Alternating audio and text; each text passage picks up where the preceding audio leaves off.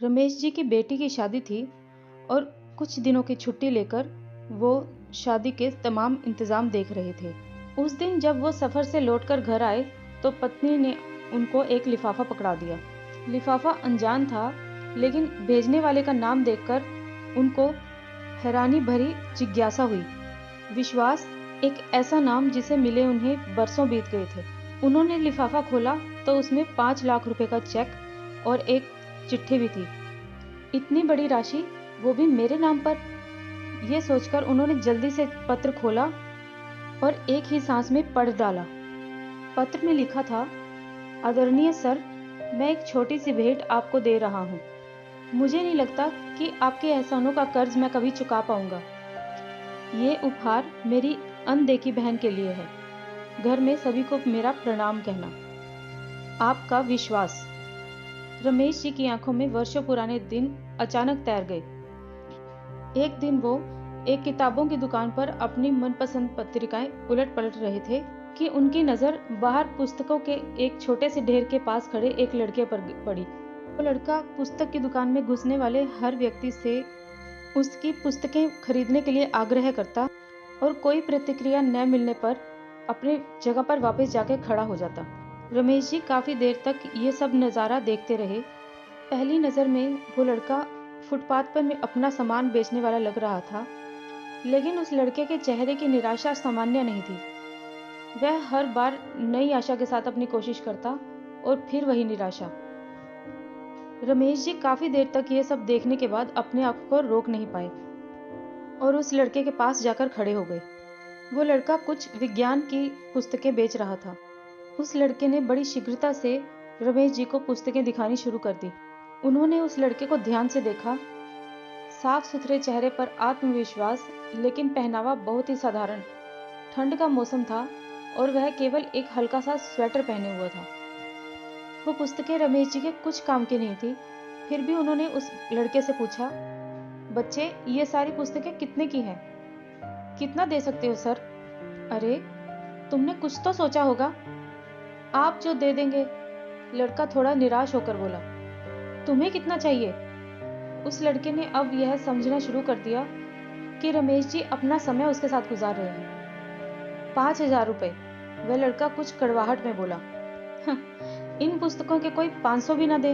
रमेश जी उसे दुखी नहीं करना चाहते थे, फिर भी अचानक से मुंह से निकल गया। अब उस लड़के का चेहरा देखने लायक था। रमेश जी को अपने कहे पर पछतावा हुआ।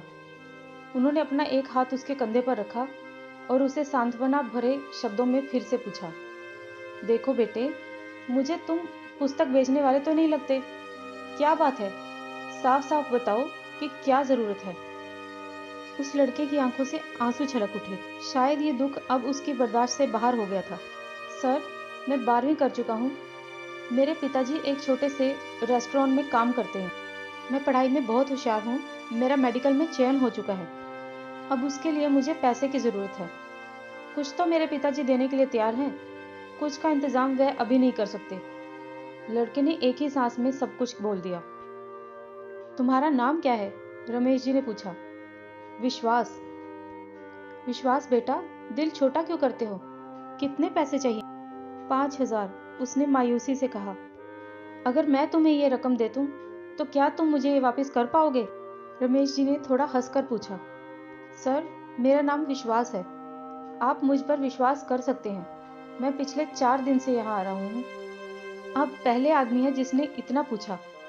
अगर पैसे का इंतज़ाम नहीं हो पाया, तो मैं भी आपको किसी होटल में कप प्लेट धोता हुआ मिलूंगा। उसके स्वर में उसके भविष्य के डूबने की आशंका थी। उसके स्वर में जाने क्या बात थी जो रमेश जी के जहन में उसके लिए सहानुभूति की भावना तैरने लगी। दिमाग उसे एक जालसाज से ज़्यादा कुछ मानने को तैयार नहीं था, जबकि दिल में उसकी बात को स्वीकार करने का स्वर उठने लगा। आखिर दिल जीत गया और रमेश जी ने अपने पर्स से 5,000 रुपये निकाले और उस लड़के को दे दिए। वैसे इतने रुपए तो रमेश जी के लिए भी बहुत मायने रखते थे, मगर फिर भी पता नहीं क्यों उन्होंने वो पैसे उसे दे दिए। देखो बेटा, मैं नहीं जानता कि तुम में कितना दम है, लेकिन मेरा दिल कहता है कि तुम्हारी मदद करनी चाहिए, इसलिए कर रहा हूँ। तुमसे कुछ साल छोटी मेरी बेटी है, प्रिया। सोचूंगा उसके लिए ही कोई खिलौना खरीद लिया। विश्वास हैरान था, शायद उसे यकीन नहीं आ रहा था। उसकी आंखों में आंसू थे। उसने रमेश जी के पैर छुए तो आंखों से निकली 2 बूंदें रमेश जी के पैरों को चूम गई। ये पुस्तकें मैं आपकी गाड़ी में रख देता हूँ, कोई ज़रूरत नहीं, इन्हें तुम अपने पास ही रखो। ये मेरा कार्ड है, जब भी कोई ज़रूरत हो तो मुझे बताना। वो लड़का मूर्ति बनकर वहीं खड़ा रहा और रमेश जी ने उसका कंधा थपथपाया, कार स्टार्ट करके आगे बढ़ा दी। कार चलाते वक्त रमेश जी के दिमाग में यही घूम रहा था, अगर ये सब कोई दूसरा सुनेगा तो मुझे मूर्ख से ज़्यादा कुछ नहीं समझेगा। इसलिए उन्होंने यह घटना किसी और को न बताने का फैसला किया। दिन गुजरते गए। विश्वास ने अपने मेडिकल में दाखिले की सूचना रमेश जी को एक पत्र के माध्यम से दी। अब उन्हें अपनी मूर्खता में कुछ मानवता नजर आई। उसी मानवता से प्रेरित होकर उन्होंने 2000 रुपये फिर से उस लड़के के पते पर भिजवा दिए। दिन बीतते गए। उस लड़के का संक्षिप्त सा पत्र आता जिसमें 4 लाइनें लिखी होती, 2 उनके लिए, एक अपनी पढ़ाई पर और एक प्रिया के लिए, जिसे वो अपनी बहन बोलता था। रमेश जी उसे फिर पैसे भेज देते और भूल जाते।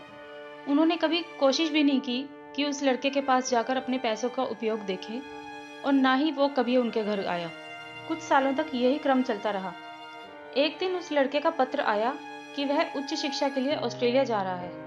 स्कॉलरशिप्स के बारे में बताया और एक लाइन प्रिया के लिए लिखना वह अभी भी नहीं भूला। रमेश जी को अपनी मूर्खता पर दूसरी बार फक्र हुआ। समय बीतता रहा। विश्वास ने अपनी शादी का कार्ड भेजा। वह शायद ऑस्ट्रेलिया में ही बसने का विचार बना चुका था। प्रिया भी अपनी पढ़ाई पूरी कर चुकी थी। एक बड़े परिवार में उसका रिश्ता तय हुआ था। अब रमेश जी को प्रिया की शादी लड़के वालों की हैसियत के हिसाब से करनी थी। शादी के इंतजाम के लिए ढेर सारे पैसे की उधेड़-बुन और अब वो चेक। रमेश जी वापस अपनी दुनिया में लौट आए।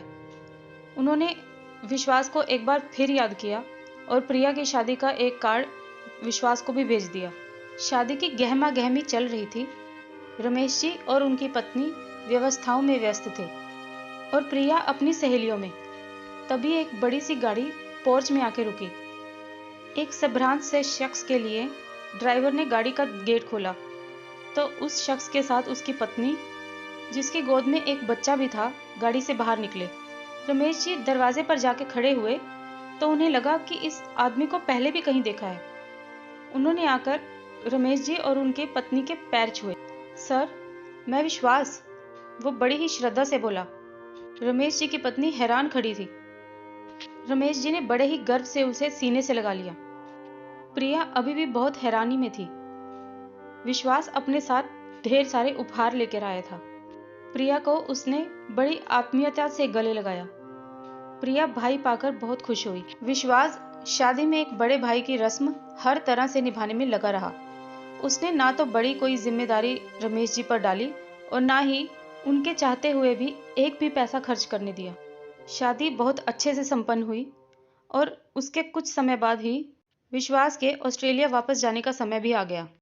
हवाई अड्डे पर उसको विदा करते हुए न केवल रमेश जी की बल्कि उनकी पत्नी और प्रिया सभी की आंखें नम थी। आपको यह कहानी कैसी लगी हमें कमेंट में अवश्य बताएं। मेरे इस चैनल को सब्सक्राइब करें और इस वीडियो को लाइक करें और अपने फ्रेंड्स और फैमिली के साथ शेयर भी करें। धन्यवाद।